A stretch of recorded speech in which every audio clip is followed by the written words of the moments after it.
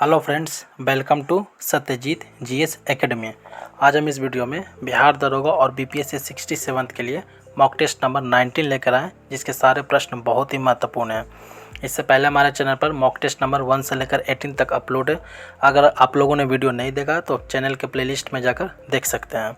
Video के and तक बने रहें और आपके कितने प्रश्न सही होते हैं लास्ट में अपना स्कोर कमेंट बॉक्स में कमेंट ज़रूर करें। तो आइए शुरू करते हैं। सेन वंश के बारे में कौन सा कथन गलत है? गलत कथन को चुनना है। इसकी स्थापना सामंत सेन ने की थी, बिल्कुल सही है। सेन वंश का स्थापना सामंत सेन ने किया था। दान सागर और अद्भुत सागर नामक ग्रंथ की रचना लक्ष्मण सेन ने किया था, ये गलत है। लक्ष्मण सेन ने नहीं बल्कि बल्लाल सेन ने किया था। इसकी जो ग्रंथ की रचना है वो बल्लाल सेन ने किया था। तो ये स्टेटमेंट आपका सही हो जाता है, यानी ये स्टेटमेंट गलत है और क्वेश्चन का आंसर ये सही होगा। लक्ष्मण सेन बंगाल का अंतिम हिंदू शासक था, बिल्कुल सही है। सेन राजवंश प्रथम राजवंश था जिसने अपना अभिलेख सर्वप्रथम हिंदी में उत्कीर्ण करवाया, ये भी बिल्कुल सही स्टेटमेंट है। तो इस क्वेश्चन का आंसर आपका बी हो जाएगा कि दान सागर और अद्भुत सागर की ग्रंथ की रचना लक्ष्मण सेन ने नहीं बल्कि बल्लाल सेन ने किया था। बढ़ते हैं आगे। लोहार वंश का संस्थापक कौन था? इंपॉर्टेंट क्वेश्चन होगा ये, VBI बीपीएससी के लिए भी और बिहार दरोगा के लिए भी। विग्रहराज, सूर्यवर्मन, अवंती वर्मन, संग्रामराज। तो इसका राइट आंसर होगा ऑप्शन डी, संग्रामराज। लोहार वंश का संस्थापक संग्रामराज था। बढ़ते हैं आगे। नरकेसरी की उपाधि किस चोल शासक ने धारण किया था? विजयालय, राजराज, राजेंद्र प्रथम, राजेंद्र तृतीय। तो इसका राइट आंसर होगा ऑप्शन ए, विजयालय। नरकेसरी की उपाधि विजयालय ने धारण किया था, जबकि चोल वंश का संस्थापक भी विजयालय करता है 850 ईस्वी में। 850 ईस्वी में चोल वंश का संस्थापक विजयालय 850 ईस्वी में करता है, जबकि चोल वंश का अंतिम शासक राजेंद्र तृतीय है। चोल वंश का ये अंतिम शासक है। बढ़ते हैं आगे। हर्षवर्धन और पुलकेशियन द्वितीय के बीच किस नदी के तट पर युद्ध हुआ जिसमें हर्षवर्धन की हार हुई? हर्षवर्धन हार गया था और ये युद्ध हुआ था 618 ईस्वी में, 618 AD में। गोदावरी नदी के तट पर, कृष्णा, नर्मदा, तुंगभद्रा। इसका राइट आंसर होगा ऑप्शन सी, नर्मदा नदी के तट पर। नर्मदा नदी के तट पर दोनों के बीच युद्ध होता है जिसमें हर्ष पराजय हो जाता है। पुलकेशिन द्वितीय की बात करें तो ये वातापी के चालुक्य वंश का राजा था। वातापी के चालुक्य वंश का राजा था पुलकेशिन द्वितीय। बढ़ते हैं आगे। पल्लव वंश के बारे में कौन सा कथन सत्य है? सत्य कथन को चुनना है। पल्लव वंश का संस्थापक महेंद्र वर्मन था, गलत है। पल्लव वंश का संस्थापक महेंद्र वर्मन नहीं बल्कि सिंह विष्णु था, सिंह विष्णु। दास कुमार चरित्र के लेखक बाणभट्ट थे, ये भी गलत है। इसके लेखक चंडी थे, इसके लेखक चंडी थे। इसकी राजधानी कन्नौज थी, ये भी गलत है। इसकी राजधानी कांचीपुरम थी या फिर इसको कांची बोलते हैं। पल्लव वंश का जो राजधानी था वो था कांची या फिर इसी को बोलते हैं कांचीपुरम। मत विलास प्रहसन की रचना महेंद्र वर्मन ने की थी, ये स्टेटमेंट आपका सही है, यानी डी स्टेटमेंट आपका सही है कि मत विलास प्रहसन की रचना महेंद्र वर्मन ने की था। और ये डायरेक्ट रूप से भी कितनी बार प्रश्न पूछा गया है कि मत विलास प्रहसन की रचना किसने किया? तो ये महेंद्र वर्मन। तो इसका सही आंसर हो जाएगा ऑप्शन डी, बाकी शेष तीनों गलत है। बढ़ते हैं आगे। गोदावरी नदी का जल ग्रहण क्षेत्र किस राज्य में नहीं है? तेलंगाना, मध्य प्रदेश, केरल, कर्नाटक। तो इसका राइट आंसर होगा ऑप्शन सी, केरल। गोदावरी नदी का जल ग्रहण क्षेत्र केरल में नहीं है। शेष तेलंगाना, मध्य प्रदेश, कर्नाटक, इसके अलावा आंध्र प्रदेश, छत्तीसगढ़, इन सभी में गोदावरी नदी का जल ग्रहण क्षेत्र है, महाराष्ट्र में भी। आगे बढ़ते हैं।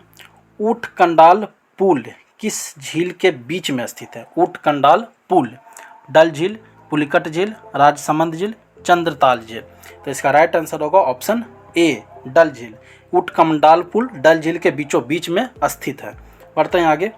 उकाई किस नदी पर स्थित मानव निर्मित झील है? उकाई इंपॉर्टेंट होगा क्वेश्चन है।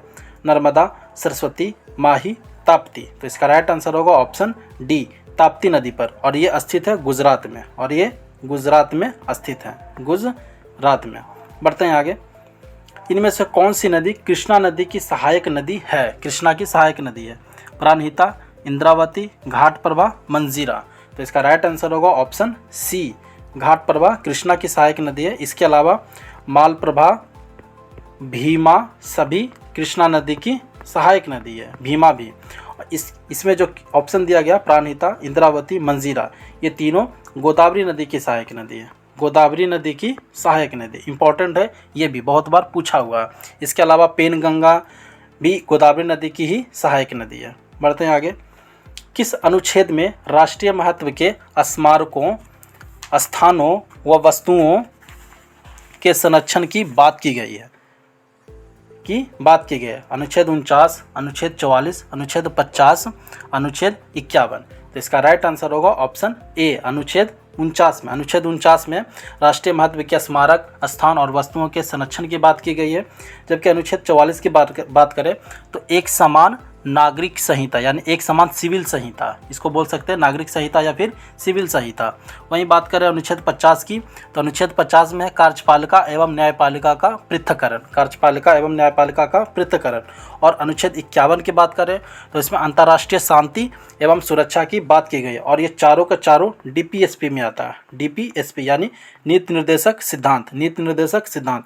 यहाँ सबको क्वेश्चन बताना है कि नीति निर्देशक सिद्धांत संविधान के किस भाग में है और इसका वर्णन संविधान के किस अनुच्छेद में है, कितने से कितने अनुच्छेद तक नीति निर्देशक सिद्धांत की चर्चा की गई है। बढ़ते हैं आगे। दोस्तों, अगर ये वीडियो आपको पसंद आ रहा है तो वीडियो को लाइक कीजिए, अपने दोस्तों के साथ शेयर जरूर कीजिए, और अभी तक आपने हमारे चैनल को सब्सक्राइब नहीं किया तो चैनल को सब्सक्राइब कीजिए। किसने संवैधानिक उपचारों के अधिकार को संविधान की आत्मा कहा? Very important question. Doctor Rajendra Prasad, Sardar Patel, BR Ambedkar, KM Munshi. इसका राइट आंसर होगा ऑप्शन सी, BR अम्बेडकर ने अनुच्छेद नंबर 32 को संवैधानिक उपचारों का अधिकार कहा और इसी के तहत इसे संविधान की आत्मा भी कहा जाता है। बढ़ते हैं आगे। भारत के नियंत्रक एवं महालेखक परीक्षा के बारे में कौन सा कथन गलत है? गलत कथन को चुनना है। इनकी नियुक्ति प्रधानमंत्री के कहने पर उपराष्ट्रपति करते हैं, यह स्टेटमेंट गलत है। इनकी नियुक्ति उपराष्ट्रपति नहीं बल्कि राष्ट्रपति करते हैं, यानी ऑप्शन ए ही इसका आंसर सही हो जाएगा। शेष ऑप्शन बिल्कुल सही है। यह सार्वजनिक धन का संरक्षण होता है, CAG बिल्कुल सही है। यह सेवानिवृत्ति के पश्चात भारत सरकार के अधीन कोई पद धारण नहीं कर सकता, ये भी स्टेटमेंट सही है। क्या है कि जब सेवानिवृत्ति हो जाता तो भारत सरकार के अधीन कोई भी पद पर ये नहीं रह सकता। इसके अलावा इनके हटाने की प्रक्रिया उच्चतम न्यायालय के न्यायाधीश के समान होती है, तो ये भी स्टेटमेंट सही है। यानी इसमें गलत स्टेटमेंट है आपका कि इनकी नियुक्ति प्रधानमंत्री के कहने पर उपराष्ट्रपति नहीं बल्कि राष्ट्रपति करते हैं। और कै का वर्णन आर्टिकल नंबर 148 में किया गया। कै का वर्णन आर्टिकल नंबर 148 में किया गया। बढ़ते आगे। भूतपूर्व संसद सदस्यों के लिए पेंशन की व्यवस्था कब से लागू की गई है? 1976, 2000, 1990, 2005। तो इसका राइट आंसर होगा ऑप्शन ए, 1976 से। जो सांसदों को पेंशन व्यवस्था दी जाती है वो 1976 से दी जा रही है। 16वीं लोकसभा के अध्यक्ष कौन थे? इंपॉर्टेंट होगा ये। सोमनाथ चटर्जी, मीरा कुमार, सुमित्रा महाजन, ओम बिरला। तो इसका राइट आंसर होगा ऑप्शन सी, सुमित्रा महाजन। सुमित्रा महाजन 16वीं लोकसभा के अध्यक्ष थे। जबकि सोमनाथ चटर्जी की बात करें तो ये 14वीं लोकसभा के अध्यक्ष थे। मीरा कुमार की बात करें तो ये 15वीं लोकसभा के अध्यक्ष थे। और ओम बिरला के भी वर्तमान में बात करें जो कि वर्तमान लोकसभा के अध्यक्ष हैं तो वे 17वीं लोकसभा के अध्यक्ष हैं। 17वीं लोकसभा के अध्यक्ष हैं। और यहाँ से मीरा कुमार के बारे में पॉइंट याद रखेगा कि लोकसभा के प्रथम महिला स्पीकर जो लोकसभा अध्यक्ष होते हैं वो महिला स्पीकर कौन बने थे? मीरा कुमार। बढ़ते हैं आगे। महाधिवक्ता की नियुक्ति किसके द्वारा की जाती है? राष्ट्रपति, प्रधानमंत्री की सिफारिश पर उपराष्ट्रपति, राज्य का मुख्य न्यायाधीश, राज्यपाल। तो इसका राइट आंसर होगा ऑप्शन डी, राज्यपाल। महाधिवक्ता की नियुक्ति आर्टिकल नंबर 165 के तहत राज्यपाल करते हैं, आर्टिकल नंबर 165 के तहत। बढ़ते आगे। सर्वाधिक विद्युत ऋणात्मक तत्व कौन है? Oxygen, fluorine, chlorine, iodine. तो इसका राइट आंसर होगा ऑप्शन बी, फ्लोरीन। और इसकी जो विद्युत ऋणात्मकता होती है वो होती है 4.0। क्लोरीन की जो विद्युत ऋणात्मकता होती है वो होती है 4.0। बढ़ते हैं आगे। पीले प्रकाश में हरे रंग की वस्तु कैसी दिखेगी? सफ़ेद, काला, लाल, हरा। इसका राइट आंसर होगा ऑप्शन ए, सफ़ेद। पीले प्रकाश में हरे रंग की वस्तु सफ़ेद दिखाई देगी। परमाणु बम किस सिद्धांत पर कार्य करता है? Very important question, very important. संलयन, विखंडन, संलयन और विखंडन दोनों, इनमें से कोई नहीं। इसका राइट आंसर होगा ऑप्शन बी, विखंडन। परमाणु बम विखंडन सिद्धांत पर कार्य करता है। प्रकाश का कौन सा गुण माध्यम पर निर्भर नहीं करता है? वेग, आयाम, तरंगदैर्घ्य, आवृत्ति। तो इसका राइट आंसर होगा ऑप्शन डी। प्रकाश का जो गुण होता है आवृत्ति, वो किसी भी माध्यम पर निर्भर नहीं करता, यानी आवृत्ति के बढ़ने घटने से प्रकाश की चाल पर कोई डिफरेंस नहीं होगा। और प्रकाश की चाल को सर्वप्रथम रोमर ने नापा था, रोमर। बढ़ते हैं आगे। हड्डी उत्तक का मुख्य अवयव कौन है? Sodium chloride, potassium chloride, calcium phosphate, sodium carbonate. इसका राइट आंसर होगा option C, calcium phosphate, calcium phosphate. Nitrate को नाइट्राइट में अपचयित करने वाला तत्व कौन है? अपचयित, बोरॉन, मॉलिब्डेनम, जिंक, लोहा। तो इसका राइट आंसर होगा ऑप्शन बी, मॉलिब्डेनम। और ये वेरी इंपॉर्टेंट क्वेश्चन होगा आगे आने वाले एग्जाम के लिए कि नाइट्रेट को नाइट्राइट में अपचयित करने वाला तत्व मॉलिब्डेनम है, मॉलिब्डेनम। निम्न में कौन सुमेलित नहीं है? सुमेलित नहीं को पहचानना है। ग्रेनाइट, संगमरमर, गलत है। ग्रेनाइट जो कि जिसका रूपांतरण संगमरमर में नहीं बल्कि नीस में होता है, नीस में। तो पहला स्टेटमेंट ही आपका सही हो जाएगा। बाकी सब सही है कि बेसाल्ट का एम्फोबेलाइट में बिल्कुल सही है, बलुआ पत्थर क्वार्टजाइट में ये भी सही है, और सेल का स्लेट में ये भी सही है। तो तीनों स्टेटमेंट सही है, ऑप्शन ए आपका गलत हो जाएगा। पढ़ते हैं आगे। पौधों की वृद्धि मापने के लिए किस यंत्र का प्रयोग किया जाता है? ऑक्सीनोमीटर, थर्मामीटर, पोटोमीटर, सेरिकल्चर। इसका राइट आंसर होगा ऑप्शन ए, ऑक्सीनोमीटर, ऑक्सीनोमीटर। पक्षी अपने वर्ज्य पदार्थ किस रूप में निकालते हैं? किस रूप में निकालते हैं? Ammonia, urea, uric acid, sulphonic acid. इसका राइट आंसर होगा option C, uric acid, uric acid. और मानव किस रूप में निकालते हैं? तो मानव यूरिया के फॉर्म में निकालते हैं। बढ़ते हैं आगे। नागालैंड राज्य किस वर्ष बनाया गया था? नागालैंड राज्य किस वर्ष बनाया गया था? 1962, 1975, 1987, 1957। इसका राइट आंसर होगा ऑप्शन ए, 1962 में। नागालैंड को राज्य का दर्जा 1962 में मिला था, जबकि इसे केंद्र शासित प्रदेश का दर्जा 1957 में मिला था। केंद्र शासित प्रदेश का दर्जा 1957 में मिला था। बढ़ते हैं आगे। संसार में शुगर वॉल किस देश को कहा जाता है? Sugar wall, Brazil, Kenya, Argentina, Cuba. तो इसका राइट आंसर होगा ऑप्शन डी, क्यूबा। चीनी का कटोरा या शुगर वॉल क्यूबा को कहा जाता है। चीनी का कटोरा या शुगर वॉल क्यूबा को कहा जाता है। निम्न में कौन सा नगर नदी के किनारे स्थित नहीं है? Istanbul, Moscow, Paris, Baghdad. इसका राइट आंसर होगा ऑप्शन ए, इस्तांबुल। इस्तांबुल एक पोर्ट है, ये किसी भी नदी के किनारे स्थित नहीं है। जबकि मॉस्को नदी के किनारे स्थित है, पेरिस सीने नदी के किनारे स्थित है, और बगदाद टिग्रिस नदी के किनारे स्थित है।